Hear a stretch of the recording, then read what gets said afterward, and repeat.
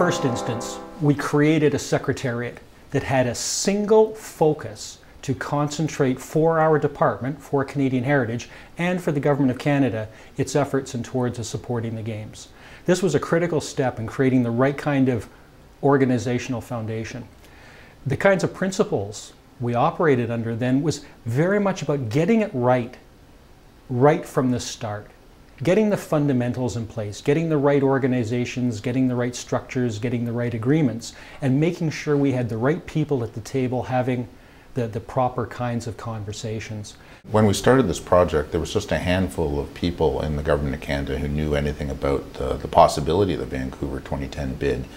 And so with my colleague Rod, we started, visiting with other departments to try and tell them about what was going to be required of them in a bid and what would be required of them in an eventual Games. And we slowly started to cobble together a network of people who became experts on the Games across the Government of Canada. And those networks became so critical to us as they started off as informal networks and then metamorphosized into more formal networks and structures. And by the end, there weren't two people in the Government of Canada who knew about Vancouver 2010. By the time Games delivery occurred, there were some 15,000 public servants who had some responsibility at one level or another, whether through policing or security, through tourism, through spectrum management at Industry Canada, through the sustainability group at Environment Canada. Just a huge number of professionals in the federal public service who were delivering services for the Games or using the Games as a platform to advance Canada's policy objectives. For the Government of Canada, the complexity of the file was something that was stunning in scale. And the kinds of things that we thought about from the very beginning included, for example, first of all, it was organizational. There were over 46 federal departments and agencies that in the end contributed in some meaningful way toward the success of the Games and leveraging the Games to help the government achieve policy objectives for Canadians. When we started working on the 2010 Game project, we already could look to the Games experience that Canada had before with the Summer Games in '76 and with the Winter Games in Calgary in '88. But we knew that these Games could potentially be quite a bit different for Canada. And one of the big differences was the size of the international television audience. We thought, here's a real opportunity for Canada to tell a different kind of story about itself around the planet. And if we were clever, could we use the Games to advance our economic and social objectives? So when I heard there's a TV crew from Central China Television, which is the biggest television station, coming to Montreal to film past host city of Summer Games, I immediately thought this is a great opportunity that if we could bring them to Vancouver and to do one episode of Winter Game and to include it in this whole series of Olympic Game episodes, which will be repeatedly broadcasted in China leading up to 2008 Summer Game. The audience in China is, 1.2 billion people, so even it's just 10% of viewers seeing it, it means 300-400 million people. So through this event, not only we made awareness of Canada's Game, but we also promoted from tourism, from Canada's culture, many grounds that Chinese people are not familiar with. Our CMP-led exercises, bronze, silver, and gold, a series of escalating scenarios that we undertook. Bronze being a tabletop exercise that took place in 2 cities across Canada.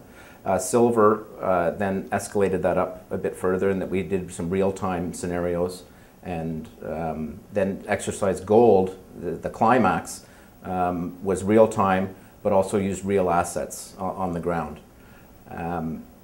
It was over a period of 3 years that these exercises took place, and the relationships that were built over that time were integral to us delivering on Games time. C'est le beau projet auquel on a contribué à Patrimoine canadien, qui était la place de la francophonie, qui a eu lieu sur l'île Granville Island, qui était l'emploi idéal, pas l'emploi, mais l'emplacement idéal pour se faire, et qui a accueilli des milliers de personnes à tous les jours, qui a démontré des activités culturelles, des des spectacles aussi à tous les jours, une centaine d'artistes à travers le pays qui est venu démontrer à tout le monde le bel héritage francophone qu'on a ici et surtout le grand talent.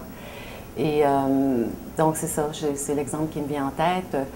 En fait, c'était tellement un endroit où aller célébrer aussi que le Vancouver Sun lui a dédié une médaille d'or comme étant le party où aller pendant les Jeux. Alors ça, c'est vraiment un bel exemple. I think it's, one of my favorite pre-Olympic moments would be trying to explain to other people in the Government of Canada that I was actually planning on starting a Government of Canada mascot program for the Olympics. It sounded a bit off the wall at the time. Even to me, and certainly trying to explain it to other people was always very entertaining.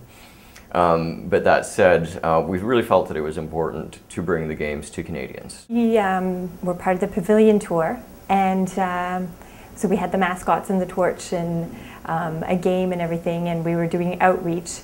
And the people were just so happy that we were there. They couldn't believe that we had come all the way over there. Because it is far to go, but the most northern part of New Brunswick. But they were so happy, and when we were telling them that the torch relay was actually going to be going through their small town of 5,000 people, they were so inspired, and they said, we never thought that we'd have that opportunity. And basically the doors flew open, and the mascot, we entered the gymnasium with the mascots, and the mascot music was playing, and they did their little dance, and the kids were going absolutely insane, just crying with excitement. And when the event kind of was winding down, I actually heard one little boy say that it was the happiest day of his life. And I later learned that that little boy was a refugee from Darfur. And he had lost both his parents, and he had basically been adopted by a family in Newfoundland. So moments like that were just, I don't know how many times I had moments like that where I was just moved to tears. And that was just one very special moment that I'll carry with me for the rest of my life. So I think I actually had a couple of those oh my God moments when I first started working for the Secretariat. I think I actually woke up in the middle of the night once, and I think I had dreamed that I was falling over a cliff.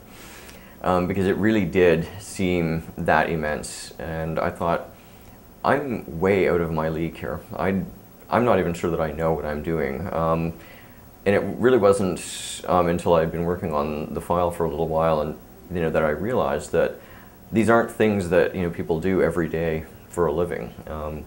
There are things that you make up as you go along, and so you have to rely on that creative side of yourself to really be able to express your own goals, your own objectives when you're working on something as unique as an Olympic or a Paralympic Games. Well, for me, it's definitely been the highlight of my communications career, the opportunity to work on something of this magnitude.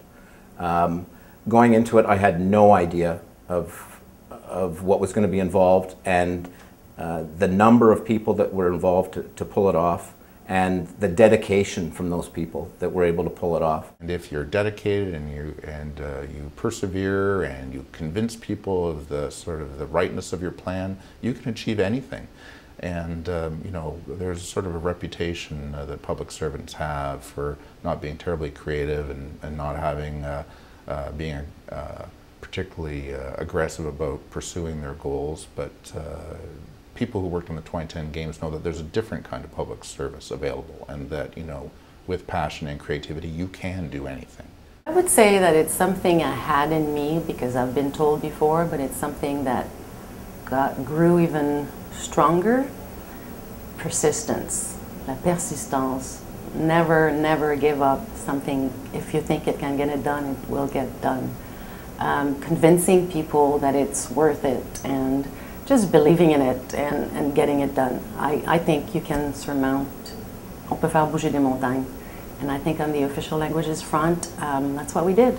It really did teach me how we can get things done, and we can get things done very quickly in government. And I think the fact that we pulled off such an amazingly successful Olympics, I think we showed the world that the government of Canada and Canadians, they can pull off the best of the best. At the end of the day is that yes, there's boundaries and there's things that we have to respect, but we're used to getting things done, and so that's what one of my key lessons learned and legacies of the games is that it's just we'll get it done because we did that. Every day was a day where we had to get something done that we thought, how many hoops do we have to jump to get there, and we did it.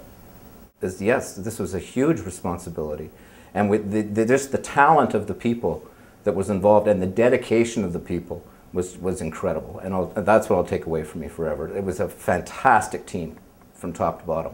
That you can actually do things if you try. We dared to dream a lot of things that really seemed not quite possible when we were dreaming them, but we managed to make them a reality. And so for me, I've brought that forward, into my new position in the Government of Canada, and I've, really found myself able to push forward the idea that yes, we can. There were times when it was hard and we had to convince a lot of people to do some very difficult things. So we always believed, we were always creative, we always thought outside the box, and it was this kind of open, creative attitude that really helped the Secretariat make a contribution. I'm a chemist by training, so the opportunity working in the Olympic Games for about 3 years really changed me in many, many ways. Especially I've become, I would say now, confident to people, I'm a scientist that can think outside the box. And that's how I marked myself. I'm not a scientist that works in the lab, and that really thankful to this work that I've met so many wonderful people, and I've seen how impossible things can actually happen with all the collaboration and the people that I work with. So it's definitely have changed me in many ways. I had the great fortune working at the Secretariat to expand my knowledge in some professional sense, almost beyond description. I was there for nearly 10 years, and what I learned about process and what I learned about structure and what I learned about how to bring multiple organizations together to contribute toward the successful conclusion of a project was amazing. But underneath it all, it was the people that made it work. It was the colleagues I had in the Secretariat, and if I go back again to the bid phase, it was the representatives of the partners that sat around the tables and that with honesty, with trust, and with belief were able to really talk about some difficult things and help, though, bring each of their partners along. So there was one thing that the team always teased me about when we were working hard or out at events, and that's that I always had the same words come out of my mouth, and those words were, "I love you guys!" And I mean that from the bottom of my heart. I really love the 2010 Federal Secretariat.